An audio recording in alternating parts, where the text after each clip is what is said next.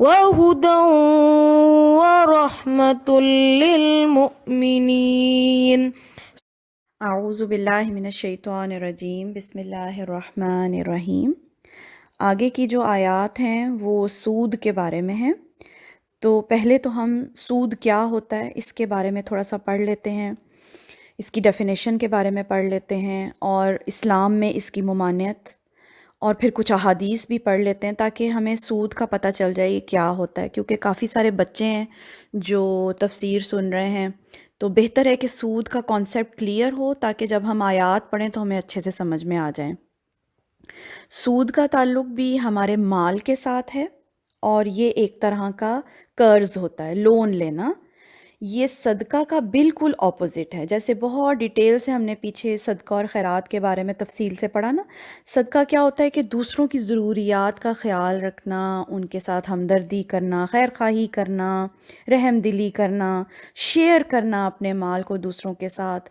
اور ایک ایسی سوسائٹی جہاں پر صدقہ اور خیرات بہت زیادہ دی جاتی ہو نا، وہاں مال سرکولیٹ کرتا رہتا ہے، اور اللہ مسلمانوں سے یہی چاہتے ہیں کہ مسلمان جو ہیں وہ شیئر کرنے والے ہیں، دوسروں کی ضروریات کا خیال کرنے والے ہوں، ان کو پورا کرنے والے ہوں۔ جبکہ جو سود ہے وہ صدقہ کا بالکل اپوزٹ ہے۔ اور قرآن کا جو طریقہ ہے بات کرنے کا، اللہ تعالیٰ اسی طرح سے بیان کرتے ہیں، ایک چیز بیان کرتے ہیں تو بالکل اس کی اپوزٹ جو چیز ہے وہ بھی ساتھ ہی بیان کر دیتے ہیں، تاکہ ہمارے پاس دو چیزیں سامنے ہوں۔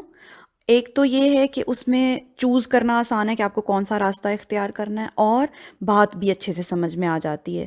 جیسے اللہ تعالیٰ مسلمانوں کا ایمان کا ذکر کرتے ہیں تو ساتھ ہی اللہ تعالیٰ کفر کا ذکر کرتے ہیں۔ جنت کا ذکر ہوتا ہے قرآن میں تو ساتھ ہی اگلی آیات جو ہیں وہ جہنم سے متعلق ہوتی ہیں۔ اسی طرح یہاں صدقہ اور خیرات کی آیات آئیں تو ساتھ ہی سود کی آیات آئیں، جو کہ اس کے بالکل اپوزٹ ہے۔ تو سود کیا ہوتا ہے؟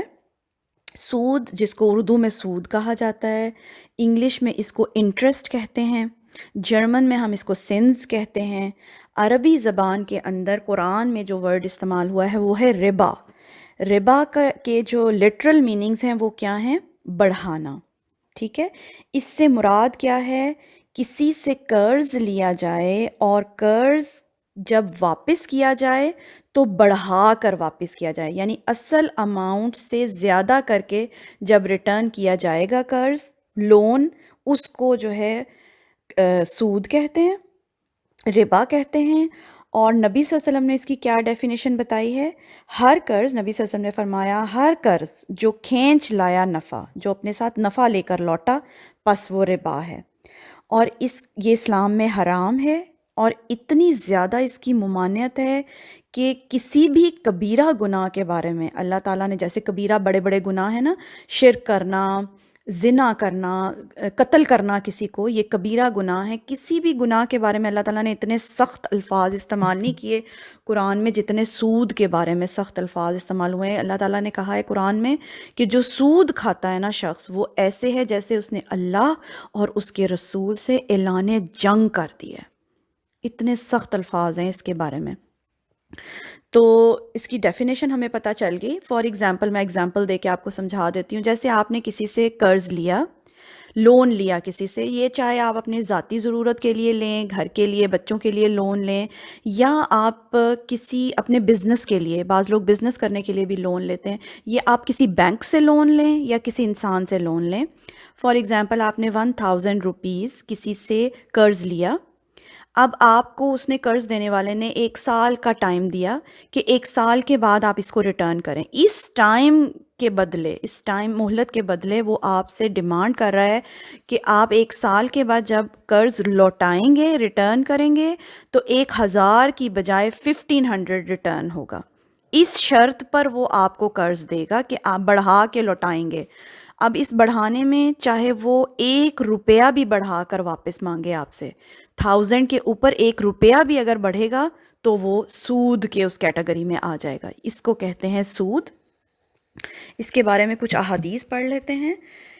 نبی صلی اللہ علیہ وآلہ وسلم نے فرمایا، 7 ہلاک کرنے والے گناہوں سے بچو۔ صحابہ کرام نے عرض کیا، یا رسول اللہ، وہ 7 بڑے گناہ کون سے ہیں جو انسان کو ہلاک کر دینے والے ہیں؟ تو آپ بھی نوٹ ڈاؤن کر لیں۔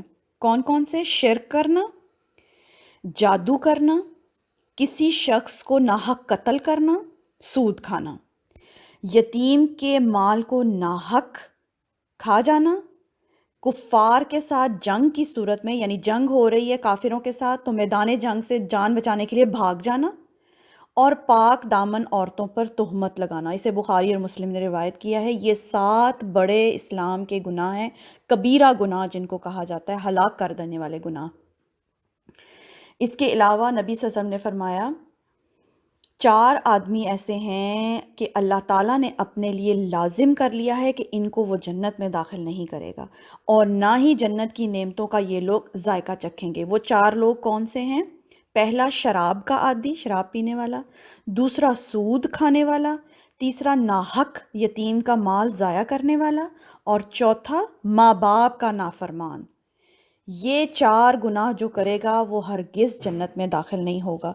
اور نبی صلی اللہ علیہ وسلم نے تو یہ بھی فرمایا ہے کہ جس شخص کو تم نے قرض دیا، یعنی تم نے کسی کو قرض دیا، لون دیا، تو تم اس کا ہدیہ بھی تم اس سے قبول نہ کرو، کیونکہ ہو سکتا ہے وہ قرض دینے والے کو خوش کرنے کے لیے اسے کچھ فائدہ پہنچا رہا ہو۔ یعنی جس کو آپ نے قرض دے دیا نا، اس سے کسی قسم کا فائدہ نہ پھر آپ لیں۔ ایک بزرگ کے بارے میں تو یہ بھی قول آتا ہے کہ وہ بزرگ اگر کسی کو قرض دیتے تھے نا تو اس شخص کے گھر کی دیوار کے سائے میں بھی جا کے کھڑے ہونا پسند نہیں کرتے تھے کہ کہیں اس سے مجھے کوئی فائدہ نہ مل جائے، کیونکہ گناہ بہت بڑا ہے نا، اس کی بہت سخت قسم کے اس کے لیے الفاظ استعمال ہوئے ہیں، اللہ کو سخت ناپسند ہے۔ تو اس سے ہر ممکن کوشش کرنی چاہیے کہ انسان ہر طرح سے بچنے کی کوشش کرے۔ تو آئی ہوپ کہ سود کے بارے میں آپ کو پتہ چل گیا ہوگا یہ کیا ہوتا ہے۔ ایک ایسا قرض ہے یا لون ہے جو اپنے ساتھ پروفٹ واپس لے کر آئے، یعنی صدقہ کا مطلب ہوتا ہے کہ دوسرے کی ضرورت کو پورا کر دینا، اور سود کیا ہے؟ دوسرے کی مجبوری اور ضرورت سے فائدہ اٹھانا، یعنی کہ کوئی مجبور ہے اور اس کو پیسوں کی ضرورت ہے، اب آپ اس کی ضرورت سے فائدہ اٹھا رہے ہیں، آپ کو دے بھی رہے ہیں پیسے، مگر ان ریٹرن آپ اس سے جو ہیں وہ پروفٹ بھی لے رہے ہیں اس کے اوپر، اس کو سود کہتے ہیں۔ تو انشاءاللہ آیات جب پڑھیں گے تو پھر آپ کو بات اچھے سے سمجھ میں آئے گی۔ آج کے لیے اتنا ہی۔ سبحانک اللہم و بحمدک، اشہد ان لا الہ الا انت، استغفرک و اتوب الیک۔